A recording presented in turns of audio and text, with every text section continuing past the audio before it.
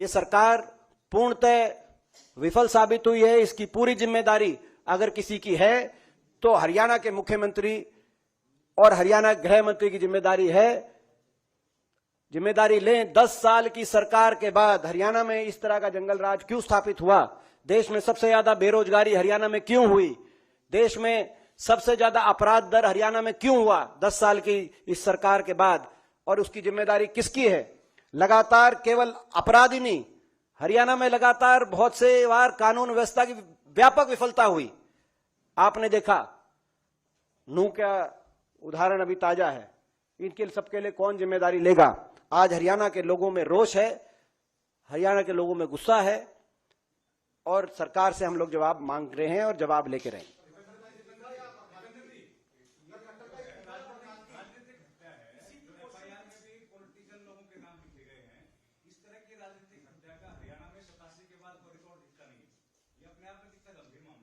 देखिए, ये अभी जांच का विषय है कि कौन इसमें शामिल हैं और ये राजनीतिक साजिश है या क्या है, ये जांच का विषय है। इसीलिए जब तक पूरी जांच सामने नहीं आएगी इस पे अभी मैं कोई और टिप्पणी नहीं करूंगा। लेकिन जो भी बातें आ रही हैं, एक बहुत गंभीर, पूर्णतः हरियाणा के अंदर क्यों गैंगस्टर एक्टिव हो गए। आज एक एक शहर का मैंने नाम लिया, मैं एक एक दुकान का नाम लेना चाहता हूं। मातूराम हलवाई के से गोहाना के अंदर फिरौती क्यों मांगी गई? सांपला के अंदर क्यों गोलियां चलाई गई?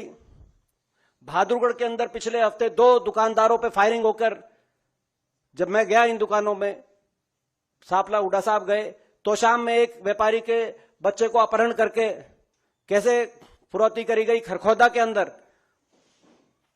गंभीर हत्या का मामले क्यों सामने आए?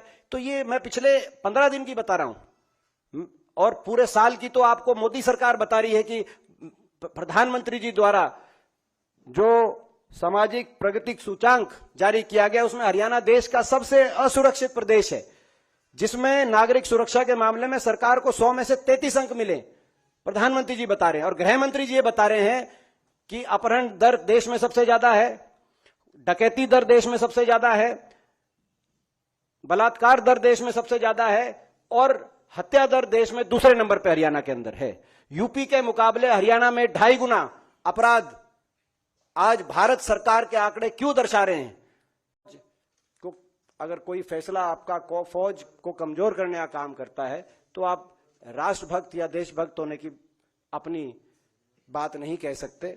और इसीलिए हमारी मांग है अग्निपथ योजना वापस ली जाए, पक्की भर्ती दोबारा से शुरू की जाए और इन 1.5 लाख जो भर्ती के तहत नौजवान भर्ती किए गए थे भारतीय सेना द्वारा, जिनको ज्वाइनिंग नहीं मिली, इनको तुरंत ज्वाइनिंग मिले।